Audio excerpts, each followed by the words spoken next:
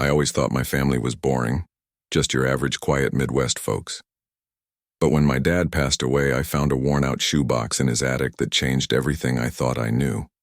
What started as a small mystery turned into a twisted puzzle that made me question my last name, my childhood, and even who I really am. I'm not the man I thought I was.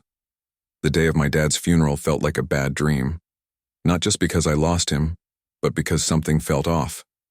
My mom kept crying, but it wasn't the kind of cry you'd expect. It was like she was scared. I didn't think too hard about it. I just focused on making sure the service went smooth. He was a quiet man, worked hard his whole life, no drama. After the burial, I stuck around at the house to help Mom clean up. That's when I found it, a beat-up shoebox buried under old tax papers in the attic. I wouldn't have noticed it if it didn't fall from the shelf. Inside were old letters, a photo of a baby I didn't recognize, and an envelope with my name on it. It wasn't in my dad's handwriting. It looked like a woman's. I didn't open it right away. My stomach felt heavy, like whatever was in. That envelope could mess up everything I thought I knew, but I couldn't leave it alone. I sat on the edge of my old bed, same one I had since I was 12, just staring at the envelope. It had my full name on it, Ethan Cole Matthis, written in neat cursive. The paper was yellowed like it had been there a long time. I opened it slowly, like peeling back something alive. The letter was short. No date, no address, just a few lines. Ethan, if you're reading this, then the truth is finally out. I'm sorry I couldn't be there to tell you myself. You were never supposed to find out like this. But please know, we did what we thought was best. Always love, M. That was it.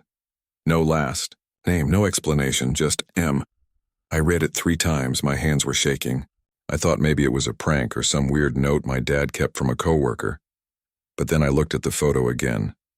The baby was wrapped in a hospital blanket. There was a name scribbled on the back. Ethan, 1993. That was the year I was born. Went downstairs, letter in hand, ready to ask Mom straight up. But when she saw what I was holding, she froze like she'd seen a ghost. Something was wrong. Real wrong. I stood there in the kitchen holding the letter and that baby photo like evidence in a trial. My mom was pouring herself coffee, but the second her eyes landed on what was in my hand, she dropped the mug. It shattered on the tile. Where? Did you get that? She asked, voice all dry and shaky. I told her about the shoebox in the attic. She sat down slowly, like her knees just gave up. No words for a good minute. I could hear the fridge humming, the broken mug still in pieces between us. Mom? Who's M? Is this from my real mom or something? I said it half joking, trying to lighten the mood. But she didn't smile. She didn't deny it either. She just whispered, "You were never supposed to see that." That hit harder than I expected. I pressed more. She started crying again, this time way worse than at the funeral. I asked her straight out, "Am I adopted?" She didn't say yes. She didn't say no either. She just got up and walked out of the room. That silence screamed louder than anything she could have said. I knew then. Something about my whole life was a lie. I couldn't sleep that night. The letter, the photo, my mom's face when she saw them, it kept replaying in my head. I started digging through the shoebox again, hoping I missed something. And I had. Under the photo was a folded hospital wristband. It had my name, Ethan M., not Matthis, just the letter M, no last name. That's when I made a dumb decision. I posted on this small genealogy forum I'd used once for a college project, just asking if anyone knew of a baby named Ethan. Monsieur, born in Indiana in 1993, adopted out. I wasn't expecting anything. 2 days later, someone replied. It was a guy named Kyle, said he'd been looking into his adoption and saw my post. He was also born in Indiana, same year. He sent me a photo. Dropped my phone when I saw it. The guy looked just like me. Like exactly like me. Same nose, same jawline, even the same weird scar under his eye. Except mine was on the left and his was on the right. We were like mirror images. I messaged him back instantly. "We need to talk. I think we're related." He responded in less than a minute. "Dude, I think we're twins." I met Kyle at a diner halfway between our towns. When he walked in, every head turned. It was like watching myself from across the room. We both just kind of stared, laughed nervously, and shook hands like it was a job interview or something. We sat in a booth by the window and didn't talk for a few minutes. Just stared. Then we started comparing stories. Same birthday, same hospital, both adopted. Except he was adopted by a different family 3 towns over, and his parents had passed when he was a teen. He had no clue where he came from either. Then he pulled out a photo. His version of the same baby pic I had. Same hospital blanket, except on the back of his it said Kyle, 1993. I swear my heart skipped.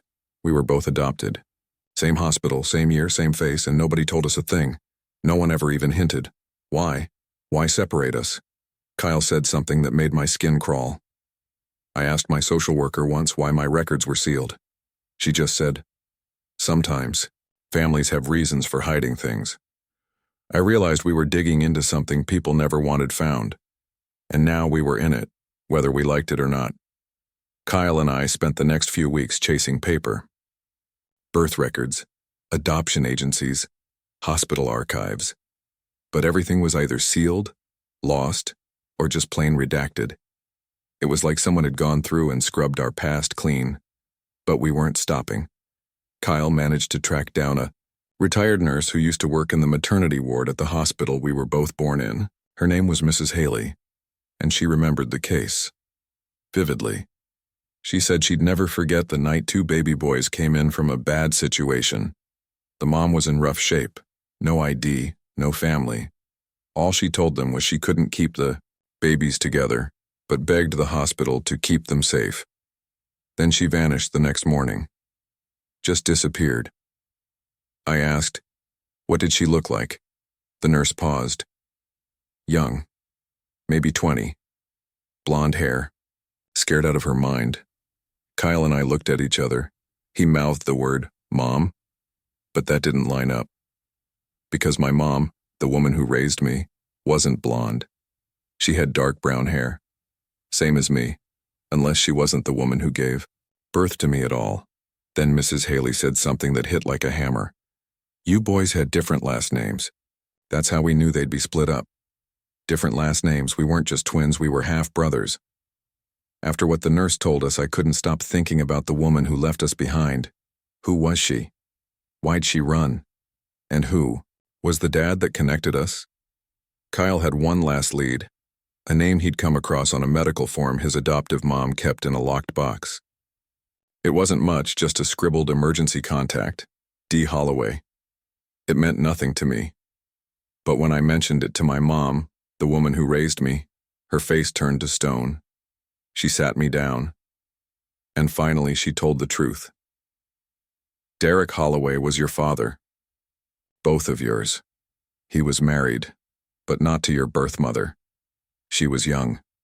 Real young. Too young." The room started spinning. "They were trying to cover it all up," she said. "He paid off both families. Sent your birth mother away before anyone could find out. Told her to give up the babies to protect his reputation. We were supposed to raise you as our own, no questions asked. And Kyle, he was part of the price." Kyle and I just sat there, stunned, sick. Our father had buried the truth under lies and payoffs, and everyone went along with it.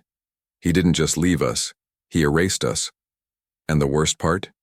He was still alive. We found him. Derek Holloway. Lives in a big brick house in a gated neighborhood like nothing ever happened. Google said he was a retired city councilman, charity boards, local hero, family man, picture perfect. Kyle wanted to confront him. I wasn't sure. But we agreed we weren't going to yell or cause a scene, we just needed to look him in the eye.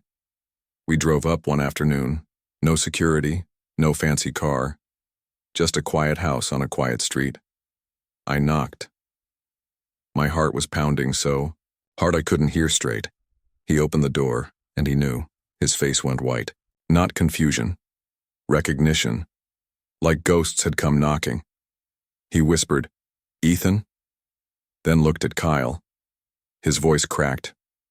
"Both of you." He didn't invite us in. He didn't hug us. He just stood there frozen, like if he didn't move, we'd disappear. "I have a family," he finally said. "They don't know." Kyle nodded. "Yeah, we figured." We didn't yell. We didn't beg. We just handed him copies of the letters, the photos, the truth. "Now you do," I said. "What you do with it, that's on you." Then we walked away, not angry, not broken, just done.